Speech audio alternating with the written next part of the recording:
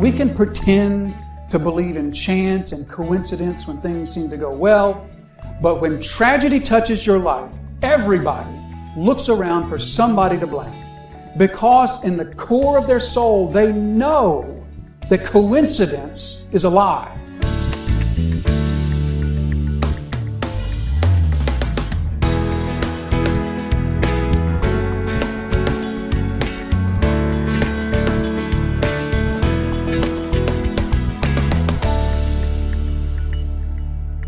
Hebrews chapter 11 is sometimes called the Hall of Faith, or the great chapter of faith in the Bible, because Hebrews chapter 11 is all about men and women whom God prepared with strength of faith that He might use them to do the impossible.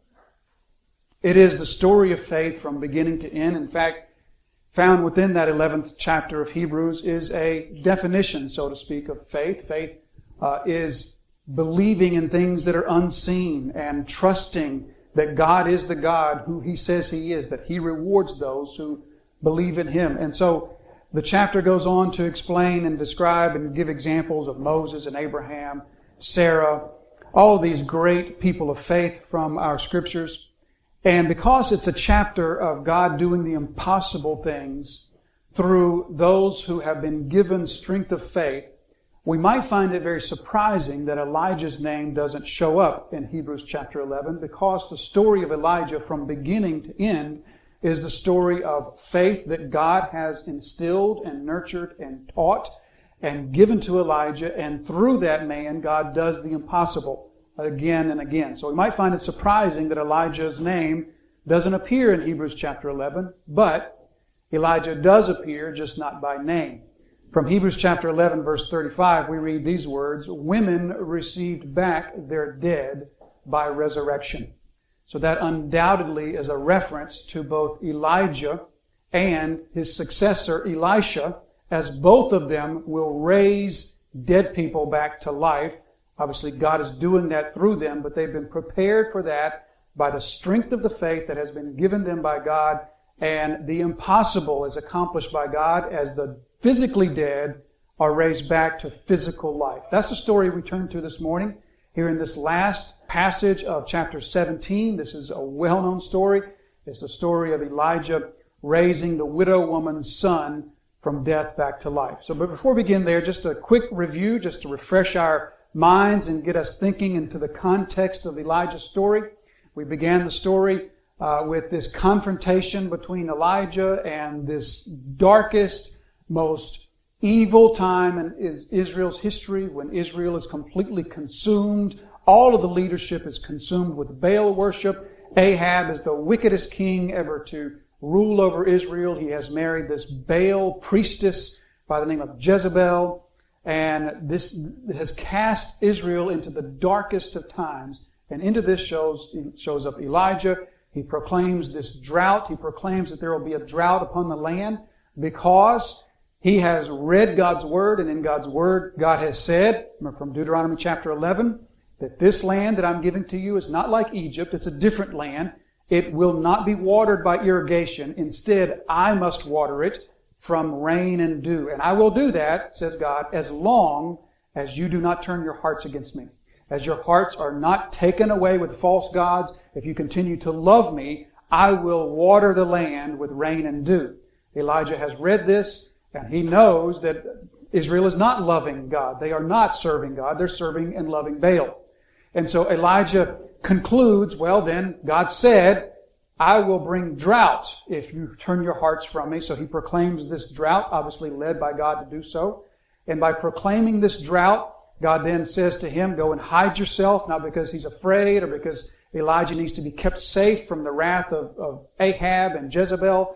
But God says to Elijah, absent yourself, take yourself away. And God initiates this famine of the word. The 100 remaining true prophets of Yahweh are put into hiding by Obadiah. Elijah is taken away by God, and so the land of Israel is left wordless from God, without a word from God, without an anointed speaker of God's word, without an anointed teacher, without an anointed preacher. They are experiencing this famine of the word. But while this is going on, Elijah goes down by the brook by the command of God. The ravens are miraculously, supernaturally feeding him, but yet he waits by this drying, ever-drying brook as he watches the blessing and the providence of God slowly dry up. And his faith is molded, his faith is grown, his faith is tested, his faith is increased. He's prepared for the next test of faith, which we talked about last week, as he's told to go to Zarephath, the very hometown, not only of Jezebel, but that's where Jezebel's father is still king. The one whom Elijah has put himself in open, frontal opposition to. He goes to their hometown. And God says to him, you'll be provided for by the person least likely to be able to provide for you, a widow. So he goes here, and his provider is this widow woman, and he says to her, he gives her this hard, difficult test of faith, because God has told Elijah, I've already been working in her heart, I've already commanded her to be your provider. So Elijah tests her, so to speak, and she says, we've got one meal left, and then we're going to die. Elijah says, fine, give me a portion of it first. Make a cake for me first, and then you can have what's left over. She obeys because God has been working in her heart. And then she becomes Elijah's provider. And we read last week about the flour, the jar of flour, and the jar of oil that will never be exhausted, at least not until the drought is over.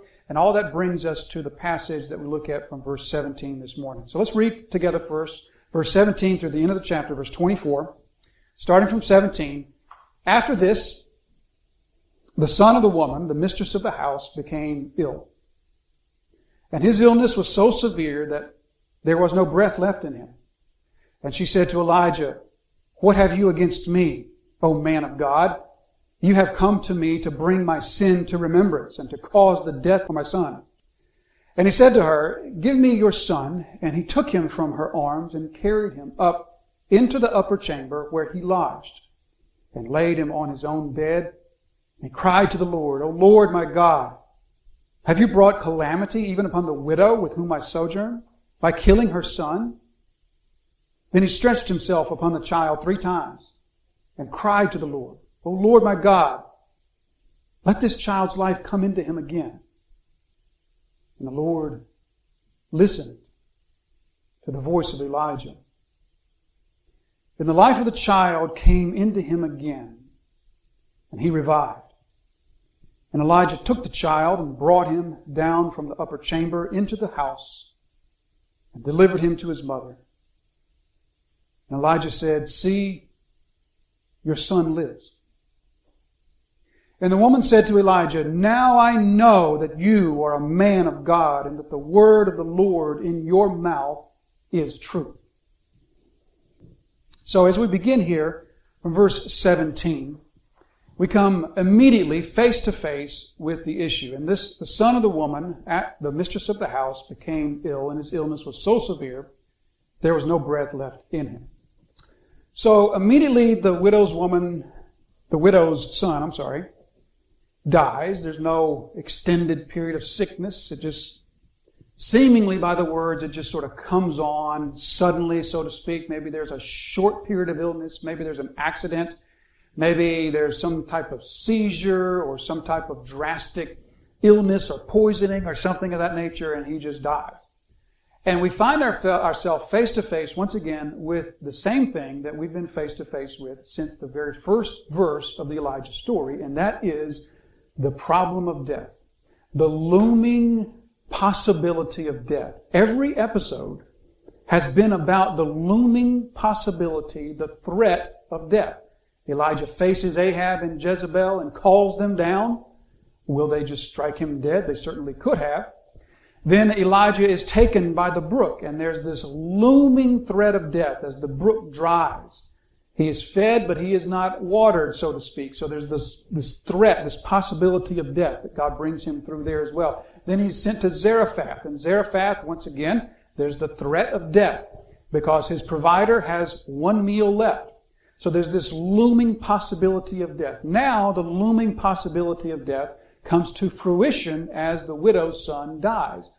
Next week, we're going to look once again at this whole issue of the looming threat of death as Elijah's life is going to be put on the line as he faces these prophets of Baal, but it's going to result not in his death, but in their death. So in each episode, we see this contest, so to speak, between death and God, who preserves his people through death. So we said last week that one thing that was happening as Elijah goes to Zarephath is God is flaunting his power over the false deities of the land, the false gods of the land. God is thumbing his nose, so to speak, at those who would say Baal is the god of the rain. God says to them, oh yeah? You say Baal is the god of the rain? Well, let's just see. I'm going to take my drought maker and I'm going to put him in the very heart of Baal country. Now make it rain. So God is flaunting his power over the false god Baal. In this episode, God continues to flaunt his power over the false gods of the land. Only this God is not mentioned by name in the passage. We've talked about him before, though. He's the false god known as Mot, who was known as the god of death. So in the land of Baal, in the areas of Baal worship, Canaanite pagan worship, there were three main gods. Those were Ashtoreth, who was supposedly the mother of Baal, sort of the female version of Baal. There was, of course, Baal, who was known as the god of fertility and the god of the storm. So it was Baal who brought the rains, which also brought the fertility of the land. By extension, he also brought the fertility of people. That's how he was seen. That's how he was proclaimed. But then there was also Mot, who was the god of death. We said before that during this the Israelite year, the Palestinian year, there was a dry season and a rainy season. During the dry season, it was thought of that Mot was victorious over Baal, and Baal was dead. That's why it wasn't raining. But then when the rainy season came, that's when Baal prevailed over Mot, and Baal was brought back to life, and then it rained again. So in the last episode, God is displaying his supremacy over Baal, and he says to Baal, you think you're the god of the rain. Let me just show you exactly who the god of the rain is. In this episode, God is saying to Mot, you think you're the god of life and death. Well, let me just show you who the real God of life and death is. So immediately we begin in the passage being faced with this issue of death. After this, now, there's that same phrase again. Might be in your translation translated, and it came to pass. We know, once again, that all things that happen by the sovereign will of God, but sometimes we find in our scriptures this phrase that tells us, be especially aware that what follows is something that God particularly wants to bring to pass.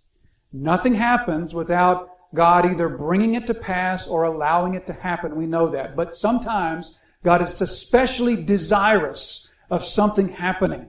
And the scriptures often alert us to that by this phrase, and it came to pass. So we see once again that the death here of the widow's son isn't just something that happened. It was something that God specifically desires to bring about. So God desires it, and it came to pass that the son of the woman, the mistress of the house, became ill, and his illness was so severe that there was no breath left in him. So he becomes ill. We're not told about the illness. We're not told anything else about him other than his passing seems to be rather sudden, rather quick. Now verse 18. And she said to Elijah, what have you against me, O man of God? You have come to me to bring my sin to remembrance and to cause the death of my son. So let's pause right here in verse 18 for a little bit and let's consider the widow's reaction to this most horrible of tragedies that God has brought into her life. So first of all, she says to Elijah, what have you against me, O man of God? You've come to bring my sin to remembrance and to cause the death of my son. The first thing that we see is that Elijah has done nothing but to trust and obey God. And what has it gotten him? He's now being blamed for something that he didn't do. He couldn't have brought about the death of the boy unless he had raised a knife and killed him himself or something like that. But Elijah could not even have done this if he wanted to. He's done nothing but trust God and obey God immediately whenever God gives him a command. And what has that gotten for Elijah? It's gotten him false accusations. It's gotten him blame for something that wasn't his fault. Does this sound familiar? That as we trust and obey God, stop expecting the world to just take note and say, blessed are you to obey your God in such a way.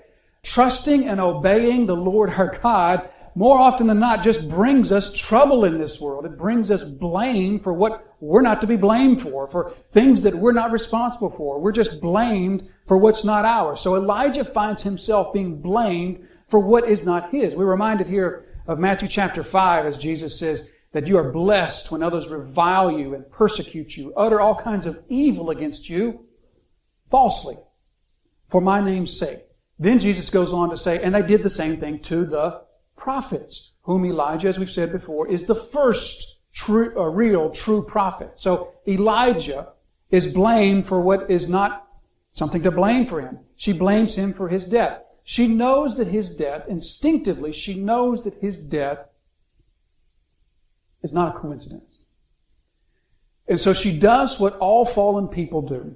When tragedy and disappointment touch your life, all of us look around for where to place the blame. Have you ever noticed that? That somehow instinctively at the core of our soul, whether we are a believer in God or not, whether we are His child or not, all people instinctively know that there is no such thing as coincidence. That there is no such thing as chance. And the reason that we know that all people know this is because we can pretend to believe in chance and coincidence when things seem to go well. But when tragedy touches your life, everybody looks around for somebody to blame. Because in the core of their soul, they know that coincidence is a lie. That everything is caused by something. That is a mark of the image of God upon us, that we instinctively know that what happens in this world has been brought about by a cause. And so when great disappointment touches us, when loss touches us, when tragedy touches our life, the first thing that everybody's going to do is look around for somebody in their life to blame for it. Now, oftentimes, the person that we find to blame is the closest one. You ever find that to be true? The person who's just closest. Closest relationally. Maybe even the one who not only was not to blame, but was actually helping. Elijah was here to help. The widow and her son were alive because God was sustaining them through Elijah. And yet, the woman places blame at his feet. Does that ever happen to you? Some sort of great disappointment touches your life, and you look for someone in your life to blame, and you end up blaming not only the one who is in a relationship manner of speaking closest to you, but also the one who maybe was helping. Not only is not to blame for this, but should be given credit for helping in the situation. But that's our nature. That's fallen nature, because God has placed in our hearts an understanding that chance, fate, destiny, all those things are made-up concepts that human beings have created in order to explain the divine workings in our world. And so we know, the widow knows that when this happens to her, somebody has brought this to be. So she looks around, the first person she sees is Elijah, and she places the blame on him.